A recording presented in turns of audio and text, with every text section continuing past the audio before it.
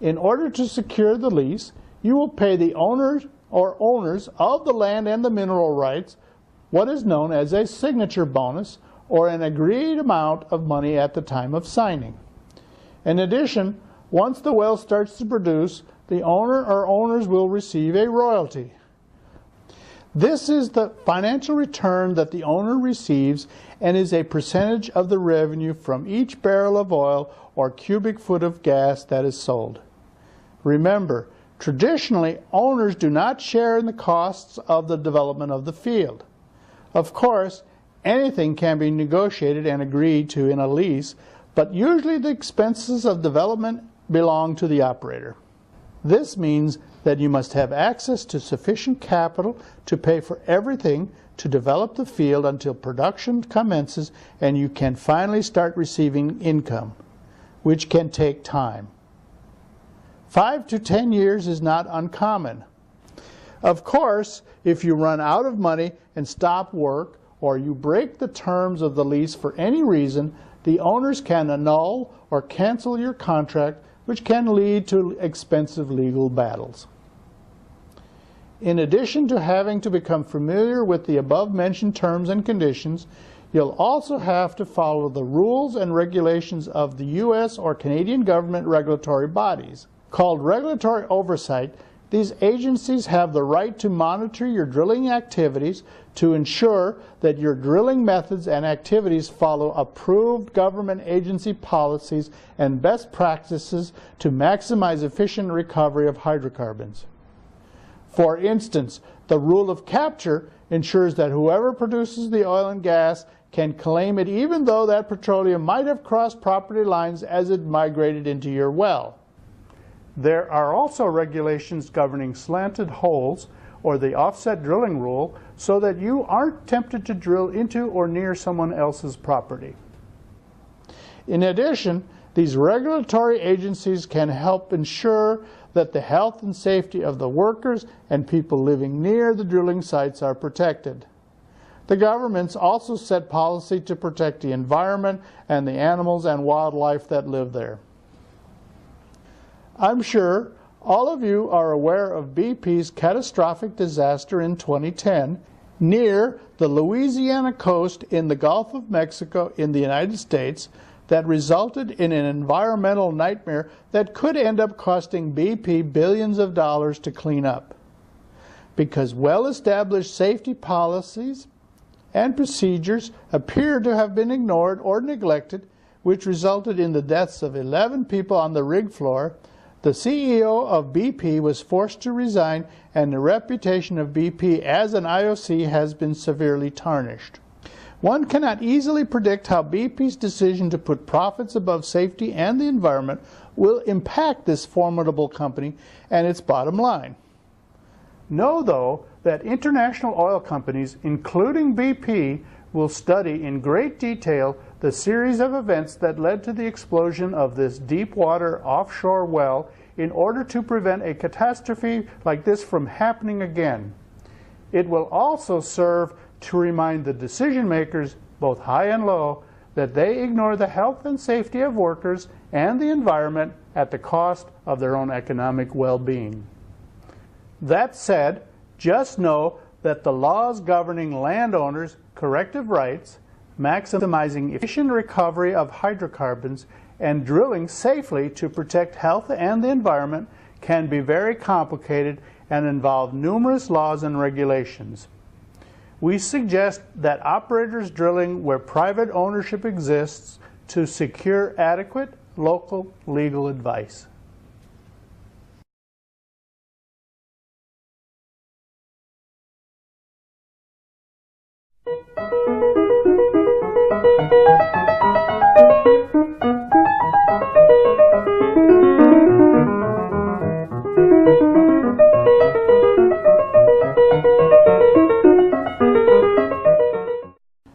Once you receive the lease, there are also a number of financial options available to you. If you think there is a possibility of striking oil, you might want to develop the property alone. If financing is tight or costs are unusually high, you might want to take on a partner.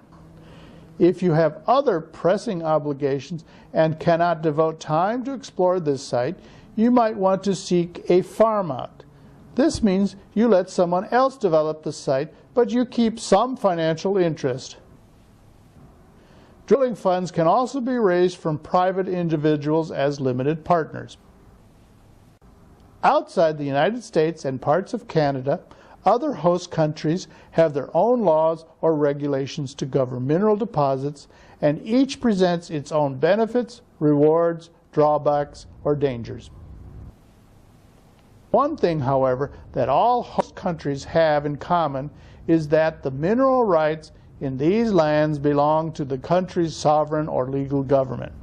These host countries, defined as countries with oil-bearing sedimentary formations under their jurisdictions, control access to all oil and gas deposits within their borders and within certain limits offshore.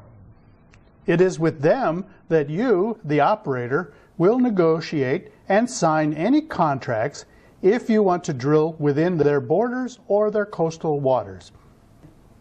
Remember, sovereign states have more powers than private enterprise. By controlling the local courts, these host countries can break and annul contracts legally.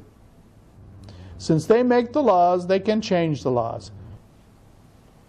Many countries have expropriated or nationalized their oil fields when production finally gets underway and the money is flowing in. So know the history and traditions of the leaders you are dealing with, and then analyze and evaluate your risks. Let's look at some examples of how the host country can change the terms to negatively affect you. Maybe under the original agreement, you might have been able to extract 100,000 barrels of oil per day. Suddenly, your limits are lowered to only 50,000 barrels per day. You will have lost half of your income stream, although your costs have remained fixed. In another scenario, the host country might change the tax rules or the reference price, which is the price where the tax rate is applied. Maybe they impose additional tariffs and licensing fees. Many IOCs have suffered these and other illegal acts that have violated international law. These actions, however, are considered a part of the risk in exploring for and producing oil. IOCs are world players and have learned to establish partnerships to share the risks and negotiate wisely to help prevent, avert, or cover possible losses. Fortunately, many host countries honor their agreements. They realize that they need the International Oil Company as much as the International Oil Company needs the host country. You might say that the relationship between a host country and an international oil company can be described as both symbiotic and synergetic. Symbiotic because, whereas the host country needs the International Oil Company with its newer technology for the long-term success of its oil and gas industry, the International Oil Company needs the host country's access to oil deposits. Synergetic because the host country and the International Oil Company receive more and better results when they work together. A perfect example of this is the UAE. When the government nationalized its oil fields in 1971 and established the Abu Dhabi National Oil Company, they gave ADNOC only 60% ownership and allocated the International Oil Company partners, their original concession holders, the right to retain ownership in the other 40%. Today, Shell, ExxonMobil, BP, and Total each own 9.5%, while Partex owns 2%.